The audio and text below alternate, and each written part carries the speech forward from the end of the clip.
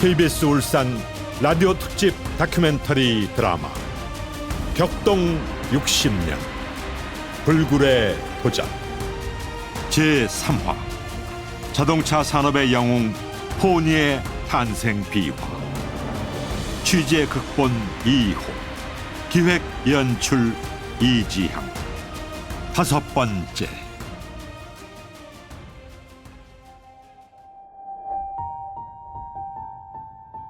김초로의 눈빛은 비통하게 젖어들고 있었다.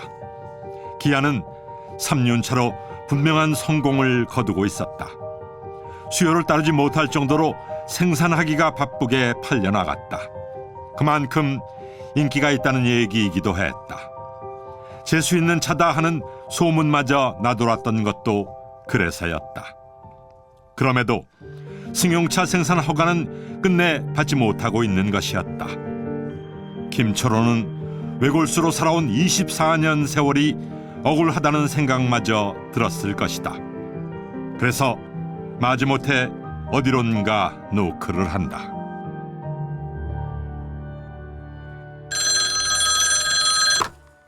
네, 비서실입니다. 나 기아 산업의 김초로라는 사람이요. 아, 네, 안녕하십니까? 이 실장님 계시면 부탁드립니다. 뜻밖이었다. 실장 이후락도 의외라고 생각했을 것이다.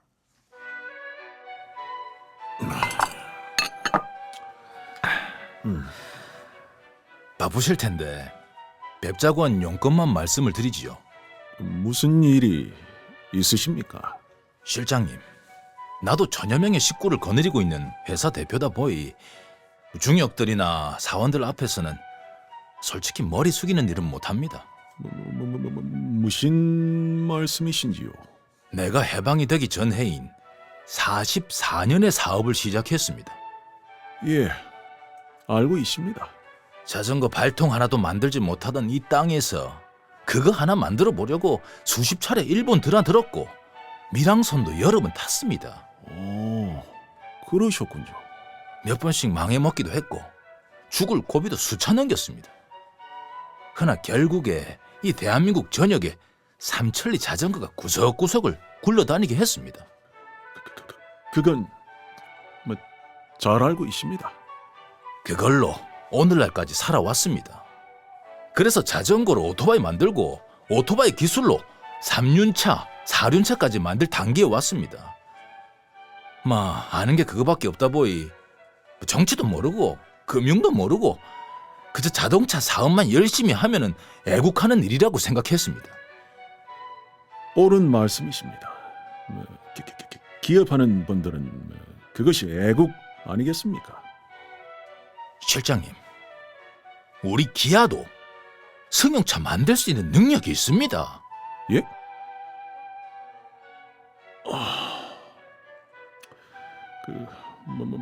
무슨 말씀이신지 잘 알겠습니다.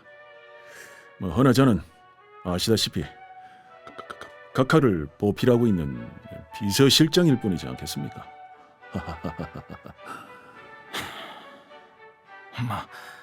그렇게 말씀하신다면 내가 시간을 낭비한 거구만요. 상공부에서 알아서 하지 않겠습니까? 기회가 있겠지요.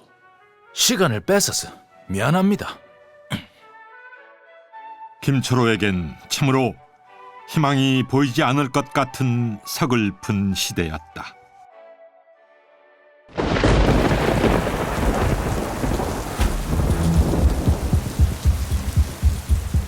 정부의 움직임이 한국의 승용차를 적어도 3년 안에 완전 국산화로 만들겠다는 야심적인 방안으로 조금씩 새어나오면서 코트나 생산을 위해 총력을 집중하고 있는 현대차의 정세영은 물론 신진의 김창원도 신경이 곤두섰다.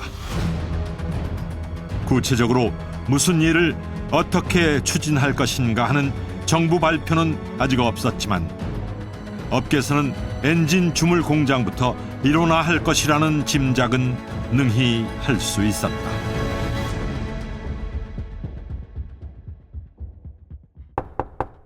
접니다, 사장님. 예, 들어와요.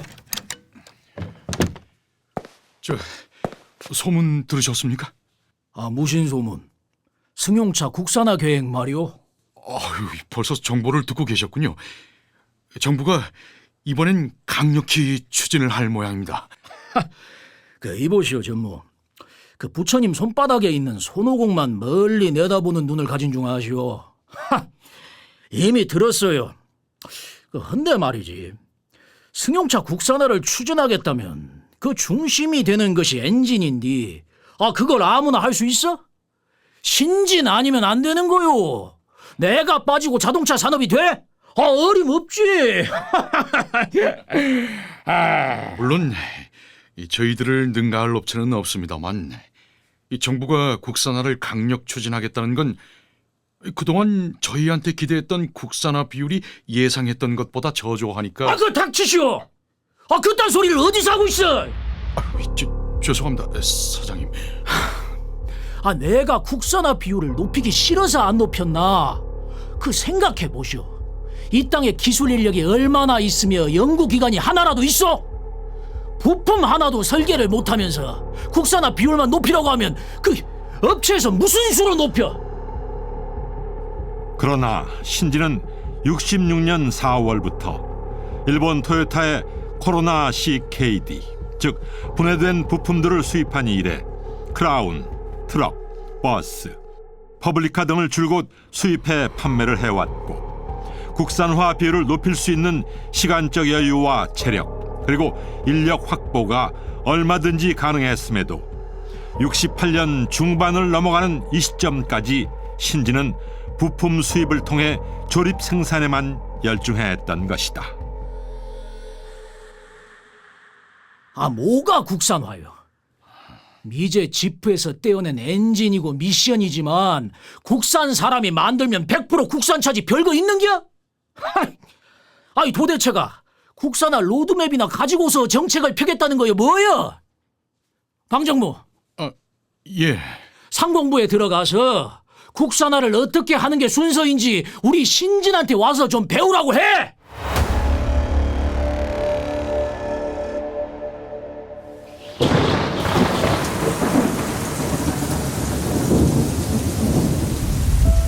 정부가 삼원화 정책을 펴든 일원화 조치를 취하든 포드사와 합작 생산을 하기로 한 후 현대 자동차 공장을 건설하고 있는 정세영은 죽을 지경이었다. 지금의 현대 자동차 중역들은 상상도 못하겠지만 정부 정책은 고사하고 당장 68년 11월에 첫차 생산을 목표로 삼고 필요한 인력 확보, 공장 건설, 기술 습득 등 숨가쁘게 몰아가고 있었으나 수해까지 겹치는 불운으로 그는 숨쉬기가 벅찰 정도였던 것이다.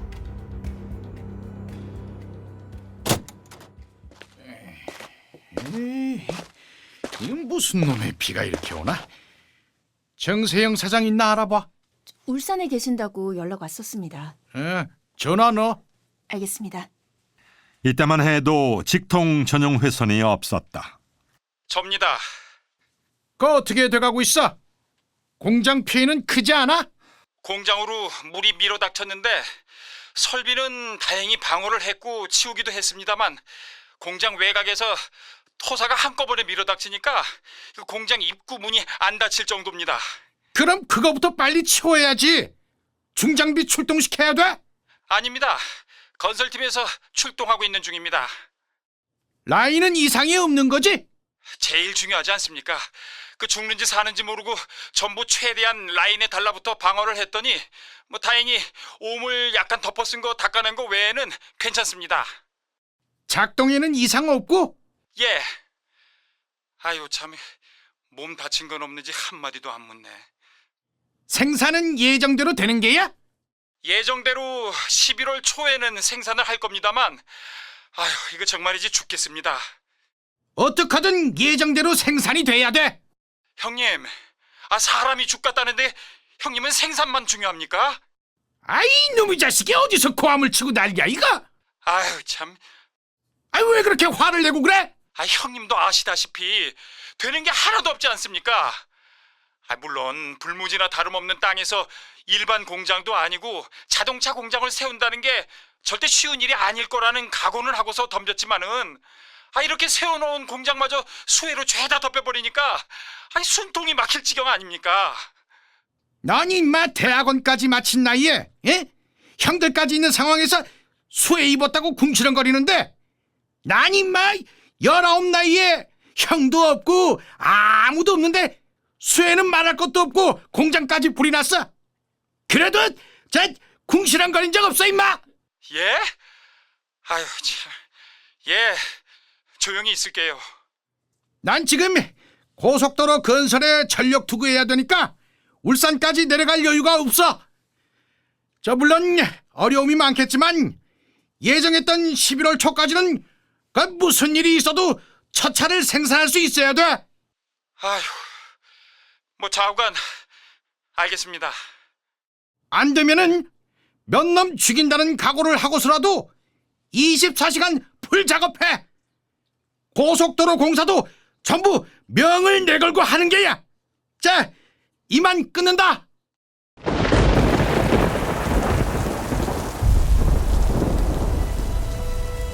현대차 법인 등기는 67년 12월 29일이지만 사실상 67년 7월 31일부로 자동차를 정생에게 맡기면서 정주영은 대표이사 회장으로 승격했다. 이런 가운데 1년여 동안 울산 자동차 공장에 줄곧 처박혀 있는 정세영은 그렇지 않아도 유학 시절 거의 덤숭덤숭 빠져버린 머리카락이 자동차 공장 건설 때문에 허옇게 빠져버리고 있었다. 그만큼 자동차 공장을 세운다는 건 피를 말리는 작업이었다. 더구나 포드사의 고자세라든가 태풍과 수해로 인한 피해 같은 일들이 여간 신경을 쓰게 하는 것이 아니었다. 실로 그 고통은 크고 깊었다. 그러나 그의 집념은 건강상의 문제 때문에 꺾이지는 않았다.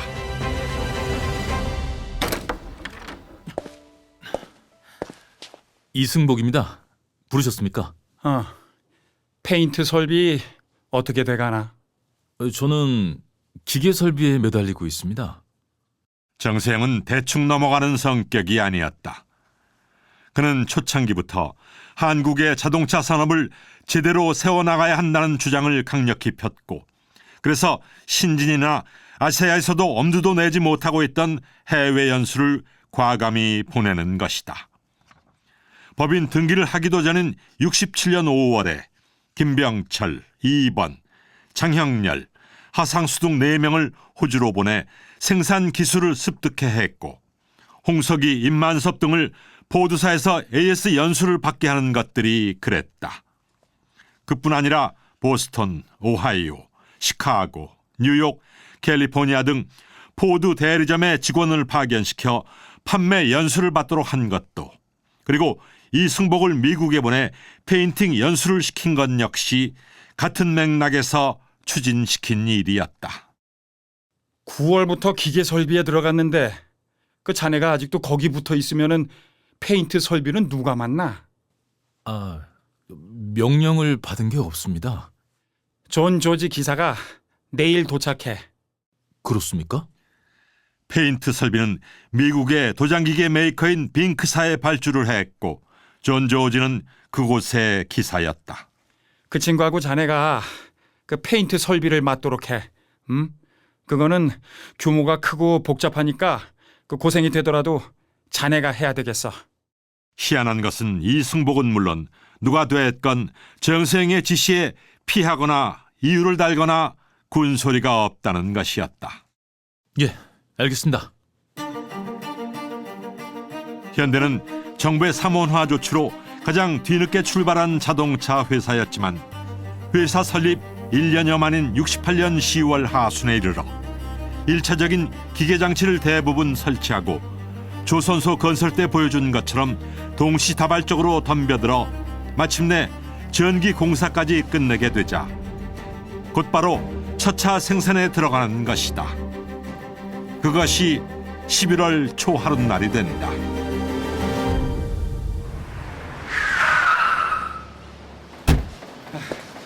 형님, 아니 저 회장님. 아니 청 사장은 자동차 사람인데 고속도로 공사장이 왜 왔어? 가좀 막걸리라도 갖고 왔냐? 그게 아니라 생산에 들어갔습니다. 코티나 첫 차가 오늘 중에 출산이 됩니다. 뭐야?